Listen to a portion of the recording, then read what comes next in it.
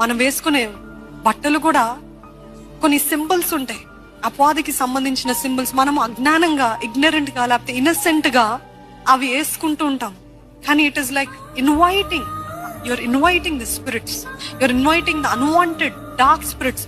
కొన్ని సింబల్స్ ఉంటాయి, మనకు అర్థం కావు, మనకి తెలియదేమో, కానీ అది అపవాదికి సంబంధించింది అని ఒకవేళ దేవుడు మీతో మాట్లాడుతున్నట్లయితే, మీకు ఏదో కలవరము, అసమాధానము ఆ వస్త్రము విషయమై కలుగుతున్నట్లయితే, కొంతమంది గతంలో పాపము చేసిన ఆ వస్త్రాల్లో పాపము చేసిన కార్యాలు కూడా ఉంటాయి.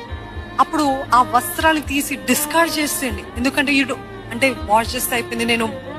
యూ మైట్ బి థింకింగ్ ఇవంతా కూడా ఫిజికల్ మెటీరియలిస్టిక్ కదా, this does not have connection. No, it does have. ఎందుకంటే ఎప్పుడెప్పుడైతే మీరు అది వేసుకుంటున్నారో ఆ పాపపు కార్యం, పాపపు తలంపులు, లేకపోతే ఆ గతము మరలా గుర్తొస్తుంది.